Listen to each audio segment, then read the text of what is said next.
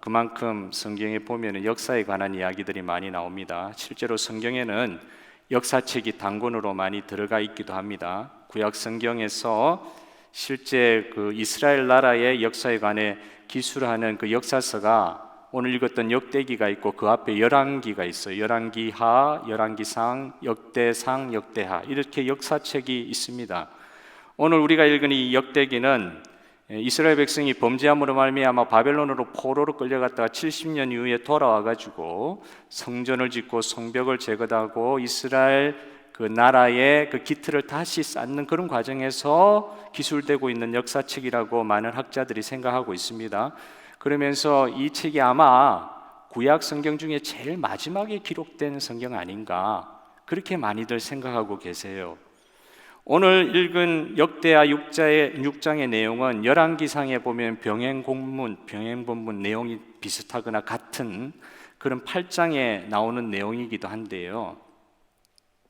이 역사서들이 관점에 따라서 역사 기술을 좀 다르게 하지 않습니까? 실제로 열왕기서와 역대기서의 그 기술하는 내용들이 조금 달라요. 관점이 다르기 때문에 차이가 나는 부분이 실제로 많이 있습니다.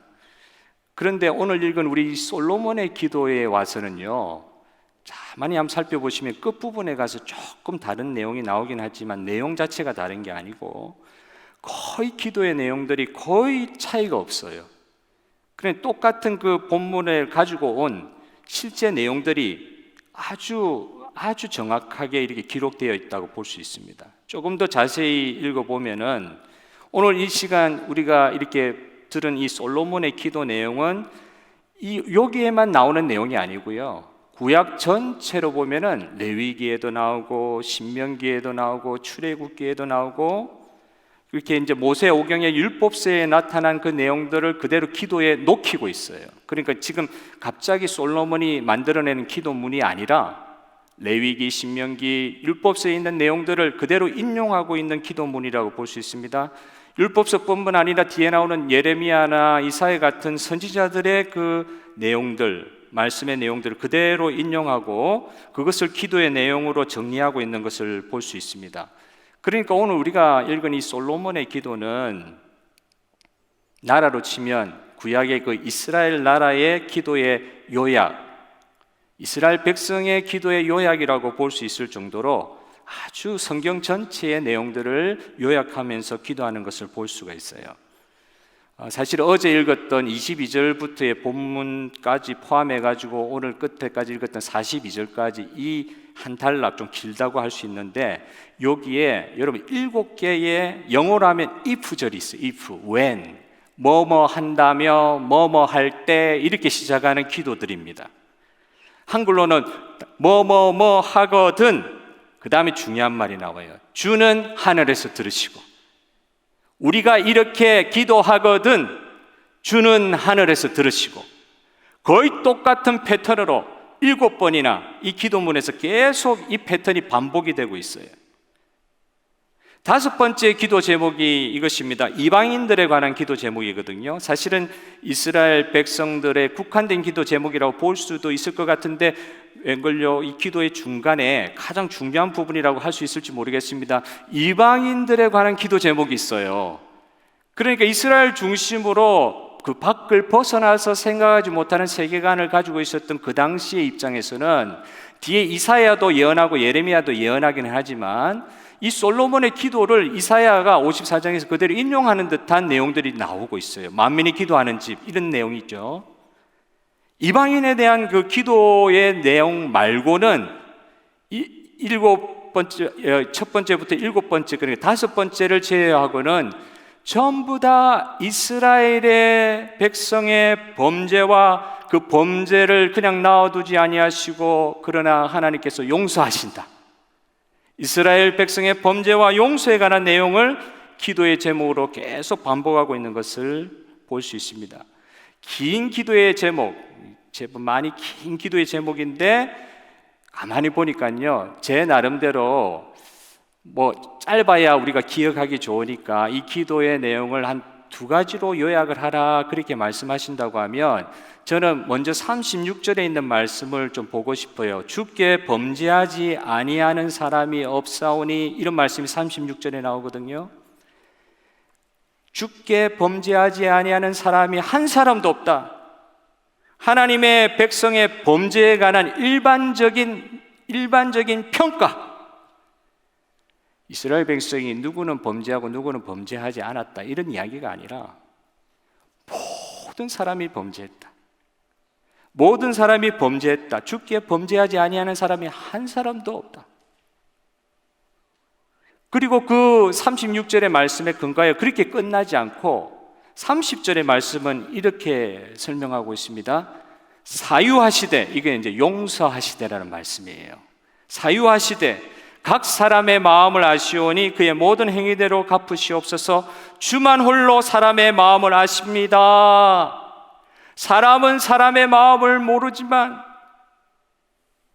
사람은 그 사람이 죄가 있는지 어떤지 전혀 알 수 없지만 하나님은 중심을 알고 계시기 때문에, 사람은 사람을 용서하는데 한계가 있지만 하나님은 우리 사람의 마음의 중심을 알고 있으시기 때문에 우리가 어떤 죄악을 범하고 있는지 사람한테는 숨길 수 있는 그 사람의 범죄함을 하나님께서는 중심을 알고 계시기 때문에 그런 범죄, 숨겨진 범죄, 알지 못하는 범죄, 모든 범죄도 다 용서하실 수 있다.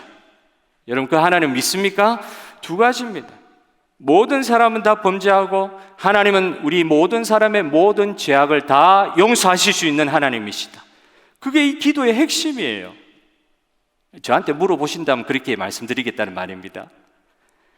한마디로 이스라엘, 이 하나님 나라 백성의 범죄와 그에 대한 용서를 구하는 기도, 이게 계속해서 반복되고 있는 거예요. 솔로몬이 엄청난 공사를 마쳤잖아요. 7년 동안 나라에 온 힘을 다해가지고 다른 나라의 장인까지 불러가지고 다른 나라에서 수익까지 해가면서 모든 나라의 재산을 다 집어넣어서 성전 공사를 마치고 그 화려하게 지어진 솔로몬 성전 앞에서 온 백성이 하는 기도의 내용이 이런 내용이라 할 때 조금 이해가 되지 않는 부분이 있습니다. 이 성전 낙성식, 헌당식, 아침에 일부에서도 목사님 말씀하셨는데 우리 교회가 40주년 내년에 이제 헌당식을 하신다 그러시더라고요. 기공 예배 드리고 난 지 딱 7년 지나서 모든 빚을 다 갚고 우리의 힘으로 하나님께서 주신 재원을 가지고 하나님 앞에 예배당을 바쳐 올리는 그런 헌당 예배를 내년에 드린다는 거 아니에요? 솔로몬도 7년 만에 나라의 진력을 다해가지고 성전 공사를 마쳤는데 화려한 이 성전 앞에서 백성들, 온 백성이 모여있는 그 사이에, 성전과 백성 사이 중간에 서서 하는 기도라고 보기에는 조금 의아한 면이 있어요. 기쁜 일이고 국가적인 경사에 치하하고 축하하며 감사하는 기도의 내용으로 가득 채워도 모자랄 것 같은데 백성들이 얼마나 고생하고 노력했어요. 감사하다, 하나님께 찬양하고 싶다, 이런 기도의 내용으로 다 채워도 모자랄 것 같은데 구약 성경 전체를 통하여 나타난 이스라엘 백성들의 지은 죄, 그때까지 지은 죄뿐만 아니라 여기 보면 예언 같은 내용들이 나와야 앞으로 지을 죄 너무나 정확하게 맞춰가지고 포로 잡혀갈 것까지 기도의 내용 가운데 녹히고 있어요. 죄 때문에 범죄하여 포로로 잡혀갈 내용까지도 기도 내용에 집어넣고 있단 말입니다. 죄를 짓고 그냥 끝나는 게 아니라 하나님께서 그 죄를 두고 보실 수 없잖아요. 거룩하신 하나님이 우리를 너무 불쌍히 여겨주시기 때문에 죄 지은 것을 그냥 두고 보실 수가 없어가지고 그냥 죄 지은 대로 놔둬버리면 그냥 지옥이니까, 그냥 멸망이니까 그대로 두고 보실 수 없어가지고 백성들을 포로 보내면서까지도 백성들을 돌이키시고 하나님께로 회개하게 하시고, 그리고 이 완성된 성전을 향하여 백성들이 기도할 때마다 하나님께서 용서하시고 응답하시겠다는 그 기도의 내용을 이 시간 이 성전 다 마치고 공사 다 마치고 나서 축하하는 자리에서 기도하고 있다는 것이, 여러분, 이게 보통 내용이 아니라는 것입니다. 이 기도문에서 오늘 우리는 솔로몬이 자기가 가진 이 재물과 능력으로 하나님이 거하실 집으로서 이렇게 성전을 지은 것이 아니라, 그리고 자기가 세운 나라의 종교제도, 정신을 지배해야 되니까, 백성들의 정신을 지배해야 되니까 종교제도를 잘 만들기 위해서, 나라를 잘 다스리기 위해서, 국민들의 마음을 하나로 통합하기 위해서 중앙종교센터 이런 식으로 생각하고 성전을 지은 것이 아니고, 세상에서 가장 화려한 그 근동 지방에서 그 우상 섬기는 성전들도 많은데, 솔로몬이 가졌던 하나님께서 주신 불을 가지고 이 세상에서 최고로 화려하고 멋진 건물을 지음으로써 그게 하나님의 성전이라고 그렇게 이야기하려고 이 성전을 지은 것이 더더욱 아니고, 모든 하나님의 백성들이 기도하는 집으로 이 성전을 건축했던 것, 만민이 기도할 집으로 하나님께서 앞으로 발전시키게 될 것을 바라보면서 기도하게 하시면서 기도하는 집으로서 이 성전을 강력하게 하나님 앞에서, 백성 앞에서 선포하고 있는 장면을 보게 됩니다. 여러분, 이 장면에서 우리가 크게 한 두 가지 정도만 생각해 보려고 그러는데요. 첫째로 생각해 봐야 될 것은, 지금 이 솔로몬이 세운 만민이 기도하는 집, 이스라엘 백성이 그곳에서 혹은 그곳을 향하여 기도하는 집이라는 의미에서 이 성전의 의미가 무엇일까 하는 뜻입니다. 이 성전이 도대체 무슨 뜻인가? 성전이 뭐 하는 데인가? 솔로몬이 오늘 기도 이전에 이런 표현을 두 번이나 했습니다. 역대상 6장 18절의 말씀을 보면은, 하나님이 참으로 사랑과 함께 땅에 계시리까 보소서. 하늘과 하늘들의 하늘이라도, 삼층천이라도 주를 용납하지 못하겠거든 하물며 내가 건축한 이 성전이오리까. 앞에도 이거 말하고 2장에서도 그 말하고 오늘 6장 18절 앞에서도 이 말을 하는 거예요. 다시 말하면은 자기가 지금 최선을 다해서 성전을 지금 건축을 했어요. 그렇다 손 치더라도 아무리 자기가 화려하게 거대하게 대단하게 지은 이 성전 건물이라 할지라도 이 건물에 하나님이 담길 수가 없다는 거예요. 아무리 크게 지어도, 아무리 화려하게 지어도, 아무리 대단하게 만들어놔도 그거 보시고 하나님이 이곳에 오신다거나 그 하나님께서 그 성전에 담길 수 있는 분, 그런 분이 아니라는 말입니다. 이 세상의 성전 건물은 어떤 의미가 있냐? 그래서 우리가 교회당을 지금 우리 성전이라 그러지 않아요. 신약시대에 오늘 이 자리에 교회당에 나오고 예배당에 나왔지 성전이라고 이야기하지 않아요. 그러나 구약시대에 솔로몬이 세운 성전이라 할지라도 그 성전 건물을 하나님이 거하실 만한 집으로 지었다고 이야기하면 안 되는 겁니다. 하나님이 그 가운데 담기실 수 있다, 이렇게 화려하게 지었으니까 하나님 이 자리에 오십시오, 여기에서 주님이 이제 거하시면 됩니다. 이방 우상은 그런 개념으로 성전을 지어요. 그런데 우리가 믿는 하나님은 그런 하나님이 아니시라는 겁니다. 우리가 지은 데 계실 수 있는 그런 분이 아니세요. 그 뛰어넘는 분이세요. 따라서 성전은 하나님이 거하시는 처소, 하나님이 계시고 살고, 우리가 만들으니까 무슨 집 지어놓고 어떤 이 너무한 말이죠. 어떤 사람 여기 살아라든지 어떤 동물 여기 살아라든지 그렇게 규정할 수 있는 곳이 아니고, 성전은 하나님이 거하신 처소가 아니고 하나님께서 그의 백성 가운데 계신다는 것을 보여주는, 이스라엘 백성 가운데 하나님이 계신다는 것을 보여주는 상징인 표시일 뿐이다. 성전이 거기 왜 지어졌느냐? 아무리 화려하게 지어져도 그게 하나님을 담을 수 없어요. 그 성전을 지은 이유는 이스라엘 백성 가운데, 하나님이 선택한 이스라엘 백성 가운데 하나님께서 이곳에 이 백성 가운데 임재하시는 것을 눈으로 볼 수 있는 표시하기 위해서, 하나님의 임재를 나타내기 위해서 성전을 지었다는 것입니다. 성전을 지을 수 없던 광야 시대에는요, 모세 시대에 그때는 장막을 만들었잖아요. 여러분, 장막 가지고 이해하면 더 좋을 것 같아요. 너무 삐까뻔쩍한 이 성전 가지고 하니까 이해가 안 되신다고 하면, 장막 가지고 텐트 치는 거예요. 텐트. 광야 시대는 텐트에 하나님의 임재를 상징하는 성막과 지성소를 지었습니다. 텐트에 임재하신다는 거예요. 사랑하는 성도 여러분, 천지와 우주 만물의 주인 되시는 하나님께서 무엇이 부족해서 당신 자신께서 거하실 초소로서 우리들에게 집을 지어달라고 하실 필요가 없으십니다. 또 그렇게 안 하신다고 하셨어요. 니한테 집 지어달라 그랬냐? 다윗을 통해서 이야기하셨어요. 장막이나 솔로몬이 지은 화려한 성전이나 이것은 인간이 하나님을 모시고 그 장소에 담으려고 할 수 있는, 담으려는 그런 장소가 될 수가 없습니다. 광야 시대에는 텐트를 통해서 이스라엘 백성 가운데 임재해 계시는 눈에 보이는 증거로 그 텐트 사용하시고요, 솔로몬 시대의 왕정 시대에 와서는 좀 더 많은 재화를 가지고 성전을 짓게 하심으로 하나님이 그 성전에 그의 백성 가운데 임재해 계신다는 것을 표현하는 상징으로 성전을 짓게 하신 것이죠. 그러므로 성전은 건물이 아니다.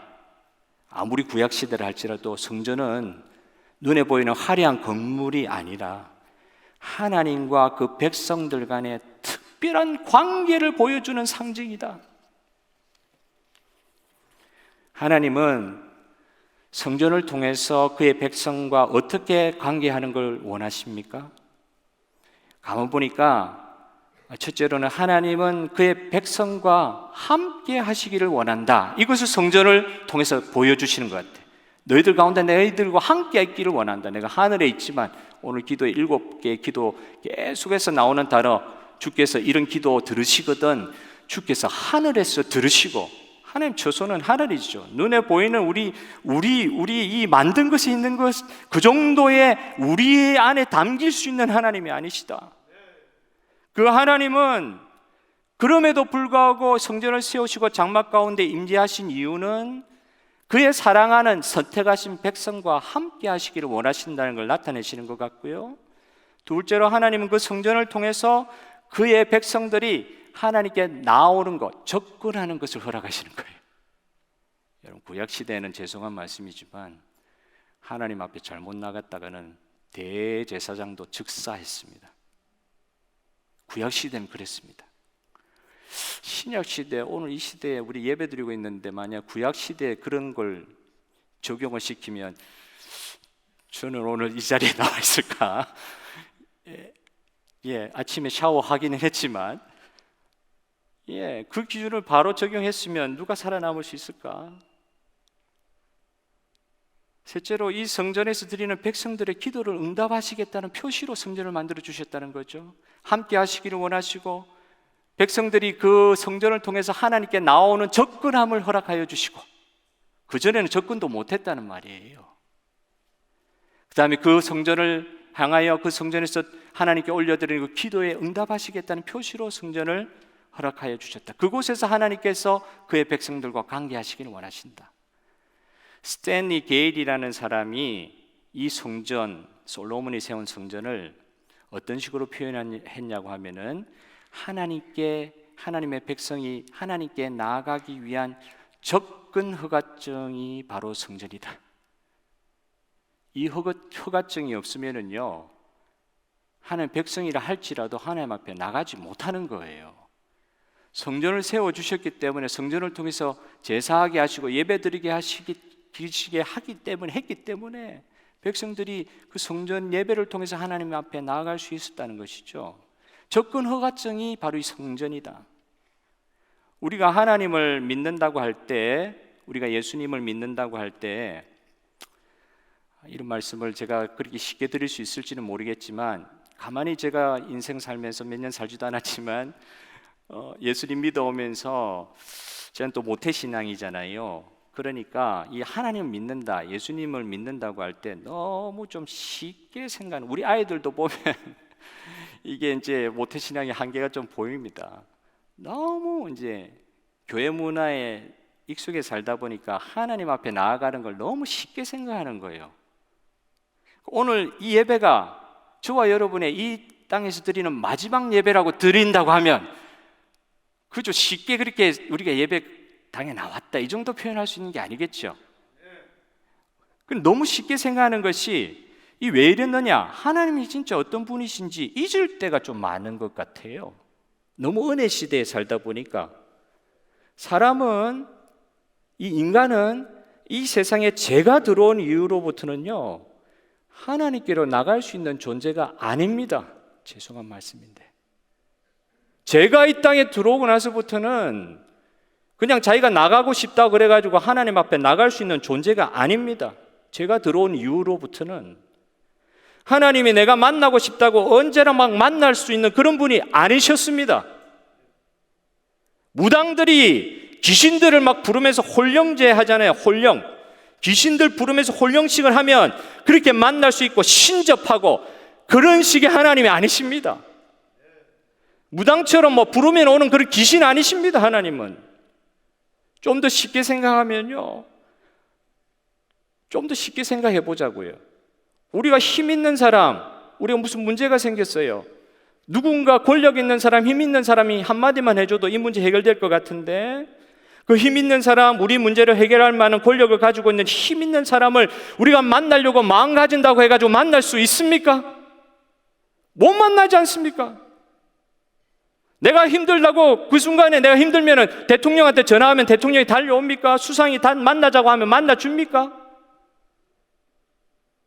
사실 우리가 이런 세상에 살잖아요. 사람도 만나기 힘든 세상인데 우리는 가끔씩 하나님을 너무 쉽게 생각합니다. 내가 그냥 만나려고 하면 그냥 당연하게 나오셔야지, 이런 하나님을 혹시 생각하고 있지 않습니까? 일주일 내내 전혀 하나님 생각 하나도 안 하고 있다가 갑자기 어려운 일이 생기거나 습관적으로 이제 기도하거나 예배할 시간이 되어가지고 전혀 하나님 생각하지 하고 있지 않다가 문득 생각이 나면 그때는 언제나 내 원하는 대로 만날 수 있는 분으로 하나님 그냥 부르면 찾아오시는 분이 하나님이십니까?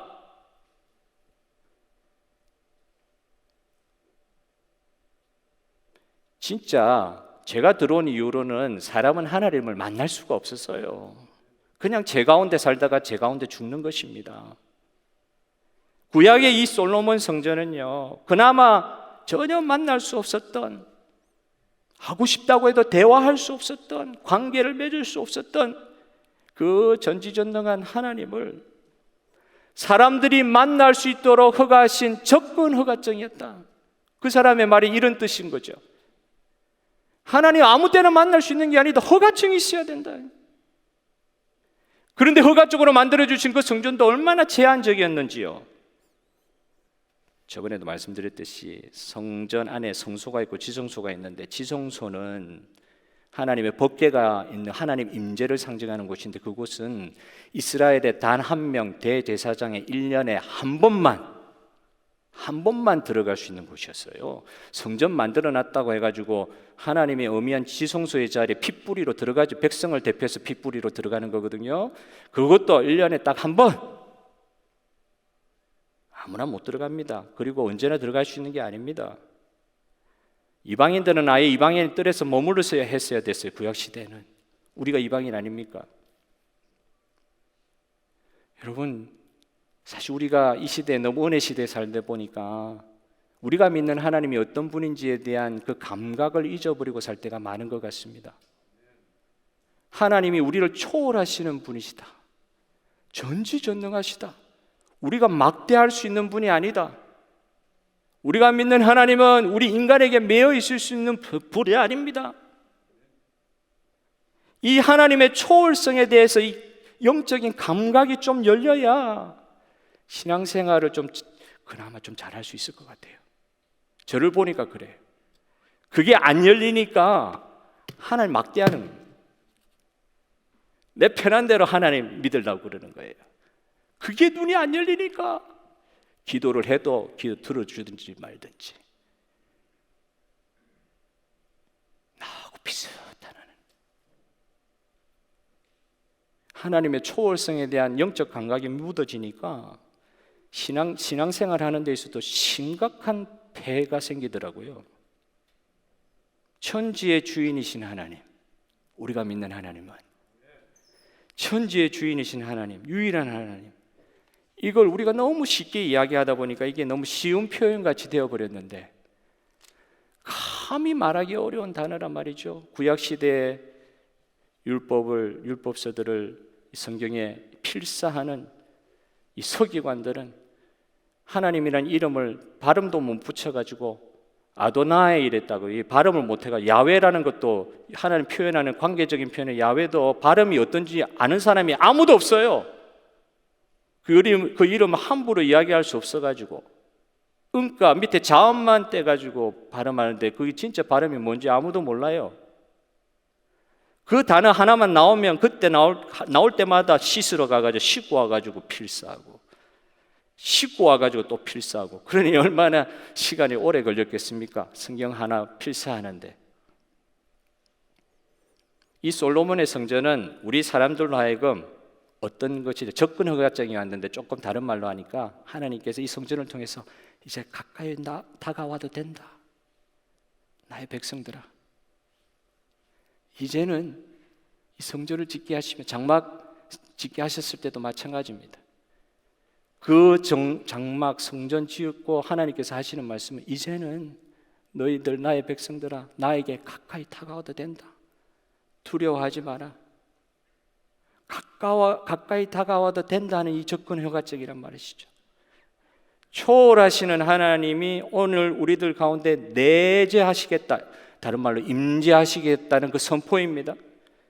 이것이 신약 시대에 들어와 가지고는 우리와 이 관계를 맺기를 원하시는 그 접근법에 허락하시는 방법이 아주 레디컬하게 근본적으로 바뀌는 걸 볼 수가 있어요.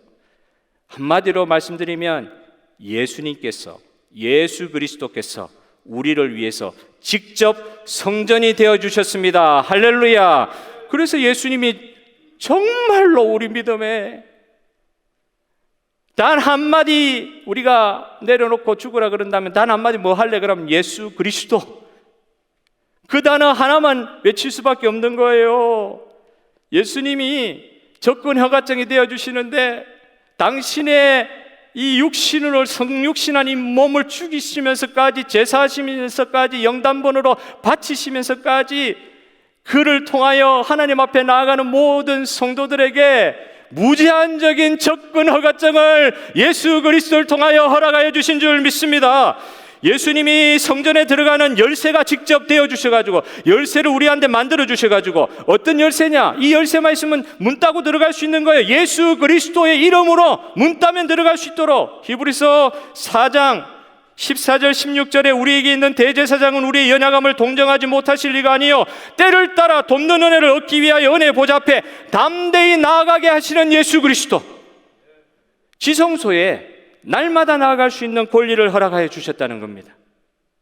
성전인 예수 그리스도를 통해서 직접 성전이 되어 주셨어요. 성전의 모퉁이 돌이라기도 하시고 당신이 직접 성전이라 그러시고 이 성전인 예수 그리스도를 통해서 하나님께서 친히 우리를 위해 하나님께 나아갈 길을 열어주셨다는 거예요. 고속도로가 열린 거죠. 거기서 끝나시는 게 아니라 신약시대에는 예수님은 여기에서 더 나가시는 거예요. 뭐라고 하십니까? 예수님께서는 믿는 우리들, 예수님을 믿는 우리들, 하나님 믿는 우리를, 우리 자신들을 또 성전으로 만들어 주신다고 그러시는 거예요. 성령께서 우리 가운데 거하게 하심으로, 우리 가운데 예수 그리스도를 구주로 고백함으로 말미암아 성령께서 그 뒤로 우리 가운데 거하심으로 말미암아 우리 자신이 성령에 거하시는 성전 되게 하여 주셨다. 그리스도인들이 성전이 되고 각 개인들이 모여서 교회, 그리스도의 공동체가 곧 성령에 거하시는 전이 되게 만들어 주신 것입니다. 오늘 저와 여러분이 예배드리는 이 예배당 건물이 성전이 아니라 예수 그리스도의 영 성령을 그 안에 모시고 있는 각자의 성도가 모여서 함께 드리는, 공동체로 드리는 이 예배의 모임의 이 교회에 이것을 성전으로 만들어 주신 줄 믿으시길 바랍니다. 오늘 이 자리가, 성도들이 모인 자리가 성전이란 말입니다. 오늘 이 시대는 그러니까 문을 따는 정도가 아니고요, 예수님을 통해서 늘 주님의 지성소에 접속된 상태가 되는 거예요. 오늘 이 시대 5G 시대라 그러죠. 목사님 아침에 희한하다, 저하고 같이 비슷한 예를 이렇게 또 하시더라고요. 저는 목사님 지금 따라하는 거 아닙니다. 목사님 핫스팟 이야기 하셨는데 요즘 5G 시대 생각해 보니까 어디 가나, 한국에 보니까 어디 가면 우리는 와이파이 쓰려고 해도 어떤 접근법 필요하고 뭐 비밀번호도 넣어야 되고 막 복잡한데 5G 많이 발전된 데는요 모든 곳에 와이파이 공짜로 다 쓸 수 있는 그런 곳으로 변하고 있어요. 마치 그와 같이 늘 우리가 그냥 돈 내가지고 접속하는 거 아니고요, 어느 특정한 장소에 접속하는 거 아니고요, 늘 하나님의 지성소에 성전으로서 접속된 상태로 주님께서 만들어 주셨습니다. 어떨 때까지요? 우리가 죄악을 범하는 그 순간까지도 주님 함께 하시는 거예요. 주님이 너무 괴롭지만 성령이 탄식하신다 그러죠. 그럼에도 불구하고 우리를 떠나지 않으시는 거예요. 늘 접속된 상태로 만들어 주시는 겁니다. 그래서 이사야 56장 6절 8절에도 나오듯이 이스라엘 백성뿐만 아니라 예수 그리스도의 피로 모든 하나님의 백성된 자들이 이방인들 포함하여 만민의 기도하는 집으로서의 성전을 오늘 5번째 그 기도 간구 제목에서 선포하고 있는 것이죠. 기도를 통하여 하나님께 이제는 가까이 나와도 된다. 예수 그리스도의 이름을 통하여 이제는 가까이 나와도 된다. 가까이 와도 좋다. 오늘 이 말씀 우리에게 복음된 줄로 믿습니다. 이제는 가까이 나갈 수 있는 그런 말이죠. 혹시 예수 믿으면서도 이 부분에 눈이 안 띄었으면 오늘 그 은혜를 우리 가운데 주시기를 원합니다.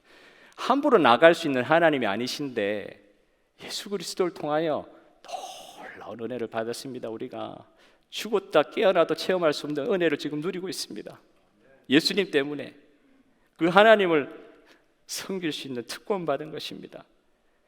두 번째로 오늘 서두에서 제가 요절로 2가지 말씀드렸죠. 36절과 30절 말씀드렸는데 핵심이 뭐라 그랬죠? 이 기도문은 많지만 길지만 한마디로 요약하면 하나님의 백성의 죄악, 범죄함과 그리고 그에 대한 하나님의 용서하심이 이 기도의 주제입니다. 어떻다고요?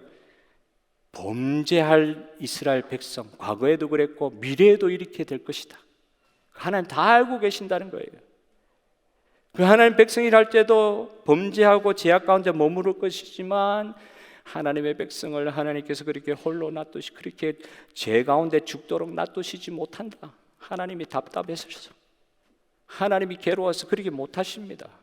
결국은 용서하실 거다. 어떤 전제로요? 성전을 향하여 기도하는 거. 예수 그리스도를 통하여 기도할 때, 이게 이 솔로몬의 기도의 가장 중요한 주제라는 것입니다. 성경의 역사를 한번 생각을 한번 해보십시오. 여러분 성경들 읽으셨지 않습니까? 머리에서 치가 날 정도로, 이런 막 나가는 표현을 드려서 너무 죄송합니다. 제가 머리에 치가 난, 이게 무슨 표현인지도 모르고 이게 좀 셀 표현인 것 같아서 그냥 한번 써본 거예요. 진짜 머리에서 치가 난다, 이게 무슨 뜻인지도 저도 잘 모르겠어요. 왜 이런 표현을 써야 되는지.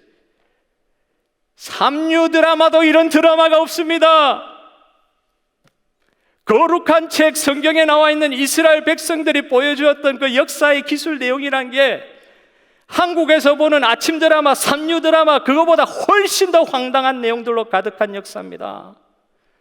배반의 장미가 아니라 배반의 하나님의 백성의 역사가 처음부터 끝까지 쭉 기술되어 있는 거예요.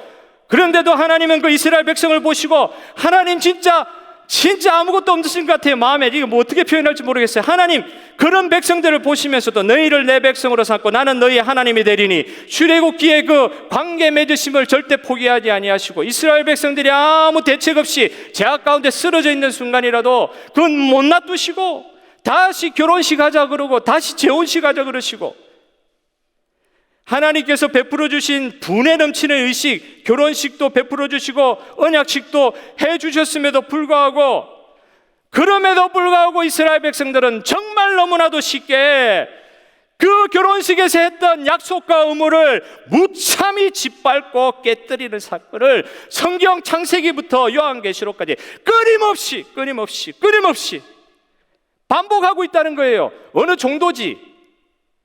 이 정도 하고는 돌아오면 그냥 받아주면 재혼, 사모까지는 내가 받아주겠다.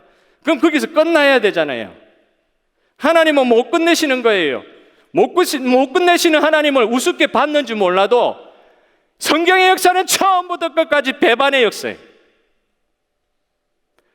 여러분, 이러실 거면은 하나님 우리하고 약속하셨다고 그랬는데, 결혼식 하셨다고 그랬는데 그 결혼식 무슨 소용이 있습니까? 그 약속이 무슨 소용이 있습니까? 한두 번 깨트려야 말이죠. 처음부터 끝까지 다 깨뜨리는 건데 결혼의 맹세가 무슨 소용이 있습니까? 허무감이 들지 않습니까? 또 다시 죄 지을 텐데, 또 약속 배반할 텐데. 자기 스스로도 부끄러워가지고 못 나오죠. 제 많이 전도하는 과정 가운데 보면은 저는 죄가 많아서 교회 못 나갑니다, 그러시는 분들이 생각보다 많아요. 그 양심이라도 있죠. 그러니까 이건 뭐 자괴감이 든다는 말이죠. 나는 가망이 별로 없어 보입니다. 당신이 말하는 그 기준 난 맞출 수 없습니다. 그게 아니라 그래도 계속 못 나간대요. 나 그런 자격이 안 될 것 같습니다. 무슨 말입니까? 아무리 노력해봐도 또 깨지고 또 어려워지고 절망감이 드는 거예요. 이스라엘 백성들이 보여준 성경에 나타나는 역사가 이렇습니다.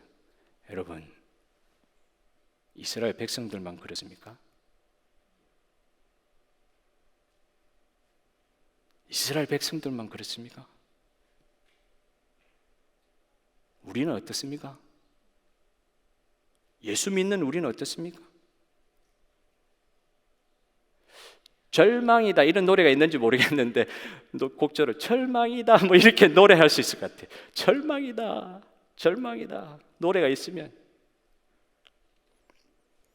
죄가 이런 것입니다. 죄가 절망할 수밖에 없는 상황을 몰아가는 게 우리 의지와 상관없이도 죄가 이런 성격을 갖고 있어요. 절망할 수밖에 없는. 로이드 존슨 목사님이 이렇게 설교했다고 합니다. 거룩하신 공의의 하나님께서는 죄를 용서하시는 것이 더없이 쉬운 문제였다? 아니요. 거룩하신 공의의 하나님께서는 죄를 용서하는 것이 더없이 어려운 문제이셨다. 이 말이 맞다는 말이에요. 하나님이 그냥 쉽게 용서한다 그러시니까, 예수님의 보혈의 피로 용서한다 그러니까 그게 쉬웠다? 이 인간 편에서 그런 이야기 절대 하면 안 된다는 거예요. 하나님 편에서도 어려웠다. 우리 용서 너무 쉽게 생각하는데 하나님의 죄에 대한 용서가 그렇게 단순하고 자동적인 것이 아닙니다. 그냥 돈 몇 푼 집어넣고 딱 돌리면 나오는 카드 나오는데 그 영화를 제가 잊지를 못하겠어요. 스크루지 같은 거 영감이 돈 하나 집어넣고 탁 돌리니까 영어로 카드를 하나 받아요. absolved. 뭐죠? 너 죄사함을 받았느니라. 동전 넣고 돌리니까 카드가 죄사함 카드 받는 거예요. 이런 겁니까? 너무 용서 쉽게 생각하는데 하나님의 죄에 대한 용서가 그렇게 단순하고 자동적인 것이 아니고, 인간이 하나님께 진 어마어마한 죄의 빚을 갚자고 하면, 이걸 문제를 해결하려고 하면 이것도 이제 불가능한 일인 것을 하나님도 아시고 인간도 알고, 그러므로 하나님이 인간을 용서할 수 있는 유일한 길은, 죄 없으신 하나님이 죄 많은 인간을 만나고 관계할 수 있는 유일한 일은 스스로, 인간이 어떻게 빚을 질 수가 없기 때문에 하나님 스스로, 하나님 당신 스스로 그 빚을 떠안는 방법밖에 없었기 때문에 예수 그리스도의 십자가가 오늘 우리 앞에 펼쳐진 줄 믿습니다. 예수 그리스도의 십자가 왜 그래 중요합니까?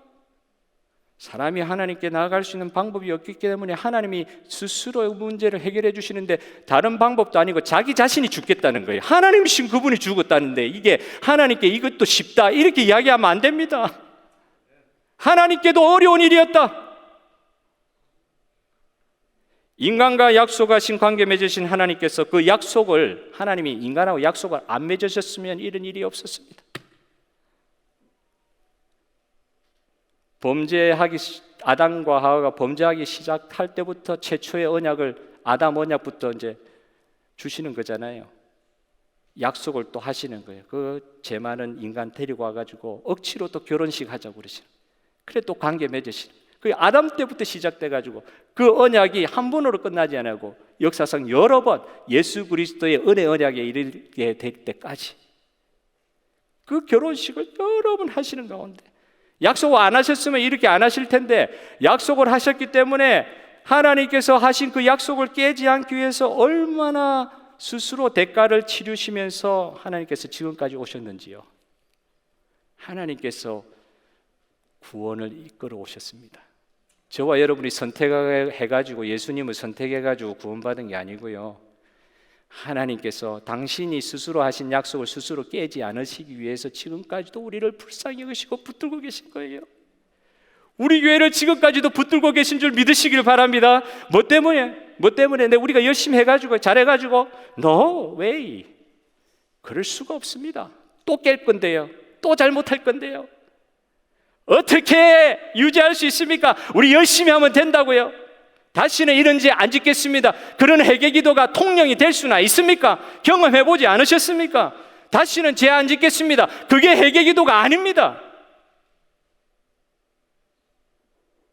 죄인인 인간이 지켜낼 수 없는 그 언약이었기 때문에, 죄인이기에 죄를 지울 수밖에 없기 때문에 약속을 깨고 범죄하고 하나님 배반하고 이방의 포로로 잡혀가고 하는 그런 일을 인류 역사가 존재하는 한 계속 반복해 왔지만, 하나님은 성전을 향하여 기도할 수 있는 기회를 오늘 솔로몬의 기도를 통하여 허락해 주시고, 또 하나님께서는 예수 그리스도를 이 땅 가운데 허락하여 주심으로 자신이 스스로 그 빚을 다 감당하심으로 스스로 그 세우신 약속을 끝까지 지켜가는 줄 믿습니다.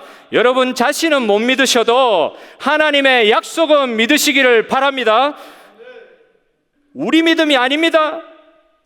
믿음이 무엇입니까? 우리에게 있는 믿음이 무엇입니까? 약속을 지키시는 하나님을 믿는 것이 믿음입니다. 그리고 오늘 솔로몬의 기도에서 가장 중요한 주제, 용서란 단어가 나오잖아요. 용서. 이 하나님의 용서, 범죄한 인간들을 놔둘 수 없어서, 이 약속을 깰 수가 없어서 결국은 하나님께서 용서하실 수밖에 없는데 어떻게 해요? 약속을 스스로 지키시기 위해서 백성들의 끊임없는 말도 안 되는 어떤 심각한 죄도 다 용서하시기 위해서 성전도 주시고 예수님도 우리 가운데 허락하여 주신 줄 믿으시기를 바랍니다. 여러분, 우리가 예수 믿으면서도 회개를 얼마나 많이 합니까? 오늘도 회개 기도했습니다. 그래도 이 회개 기도를 이렇게 드려도 삶이 변하지가 않는 거예요. 회개 기도를 드리면 삶이 좀 변화해야 될 것 같은데 삶이 변화되지를 않아요. 왜 그럴까요? 한마디로 이야기하면은 하나님을 제대로 믿는 진정한 회개가 없기 때문에, 그런 회개가 없기 때문에 변화도 안 일어난다. 성령님을 만났는데, 하나님을 만났는데 어떻게 안 변할 수 있는 사람이, 피조물인 인간이 창조주 하나님을 만났는데 어떻게 안 변할 수 있습니까? 근데 회개를 많이 했는데도 변화가 없다? 왜 없는 것이냐? 진정한 회개했는지, 진정한 회개가 무엇이냐? 이 시간 뭐 다 설명드릴 수 없지만 어려운 말이긴 해도, 회개를 해도 우리가 어떤 회개에 익숙하냐면 율법적으로 하는 회개, 자기 생각 따라 하는 회개, 이런 데 익숙한 것 같아요. 죄송한 말씀이지만 이런 율법적인 회개, 뭐를 하면 하나님께서 용서해 주시겠지, 뭘 하면 용서해 주시겠지, 이런 율법적인 회개는 우리 신앙의 파괴적입니다.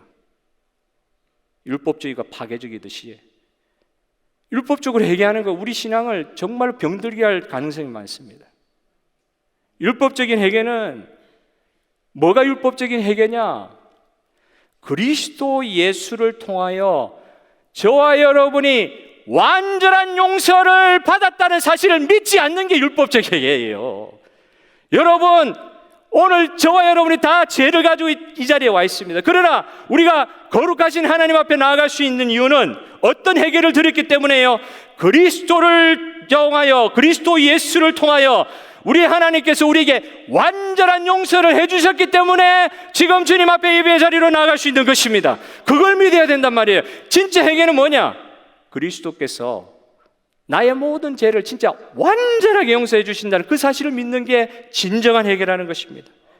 여러분, 죄는, 우리 가운데 있는 죄는 내가 해결할 수 있는 것, 저와 여러분이 해결할 수 있는 것이 아닙니다. 내가 슬퍼하고 후회하는 것, 그런 것, 눈물 흘리고 후회하는 것 같아도 그게 회개가 아닐 때가 많아요. 진정한 회개는 우리가 믿는 예수님의 용서를 믿는 것입니다. 여러분, 믿으시기를 바랍니다. 그걸 믿어야 돼요.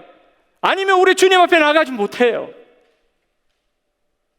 예수님의 용서를 믿고 어떤 죄악이든지 이 시간 예수님의 용서를 믿고 예수님께 인격적으로 다가갈 때에 죄를 미워하고 안타까워하는 이런 새로운 감각이 성령을 통해 주어지더라. 그냥 후회만 하고 그런 게 아니라, 예를 들어 아까 말씀드렸죠.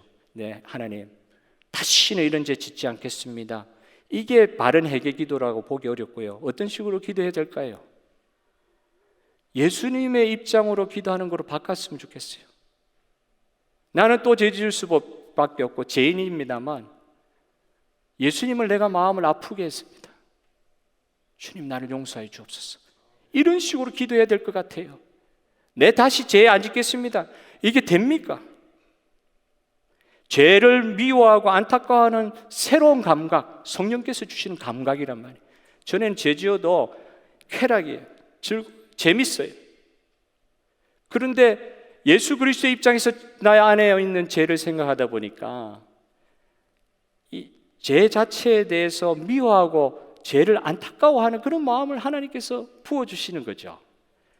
율법적으로 이거 안 해야 된다 막 반을 찔러가면서 나를 못하게 하는 게 아니라 예수님을 깊이 묵상하다 보니까 예수님이 너무 아파하실 것 같아요.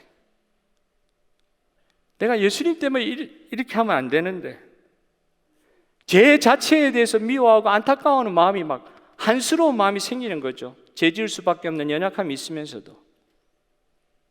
진정한 회개는 책임 전가하거나 자기 연민에 빠지는 것이 아닙니다. 그걸 완전히 포기하는 순간부터 주님의 용서의 사함의 은혜를 입고 자유하는 가운데 주님께 지성소로 보좌로 담대히 나가게 하여 주실 줄 믿으시기를 바랍니다. 피와 같은 얼룩 잘 치워지지도 않아요. 피 묻혀가지고 한번 치워보십시오. 옷에 잘 치워지지도 않습니다. 끈적끈적한 기름덩어리, 그런 죄의 얼룩은 잘 치워지지도 않습니다. 죄가 그런 것이더라고요. 흔적이 남아요. 상처가 남고 안 지워져요. 우리가 아무리 비누 가지고 하려고 그러고 우리가 아무리 하려고 해도 이게 안 지워져요. 아픔이 있어요. 그런데 그 얼룩마저도 완전히 지워주실 수 있는 분이 우리 예수님인 줄 믿으시기를 바랍니다. 예수님은 이 얼룩도 지우실 수 있는 거예요. 오늘 솔로몬에게 허락하신 이 성전이 만민의 기도하는 집이 되어서 저와 여러분이 오늘 시간 찬양팀 나와주시고 여러분 오늘 예수님의 이름으로 기도할 수 있는 자리에 섰습니다. 정말로 성전을 통하여 하나님께서 우리에게 관계할 길을 예수 그리스도를 통하여 활짝 열어놓으신 것처럼 우리가 죄 가운데 머물지 아니하고 주님의 용서하심을 그 열어놓으신 성전 대신 예수님을 통해서 누릴 수 있는 삶으로 변화되었습니다. 여러분 그거 믿으십니까? 믿으십니까? 1초 전에 나쁜 생각할지라도 이 시간 예수의 이름으로 나아가시길 바랍니다. 아픈 마음 있으십니까? 해결되지 않는 문제 있습니까? 오늘 이 시간 예수 그리스도 앞에 기도하면서 찬양하면서 나아가도록 하겠습니다. 슬픈 마음 있는 사람,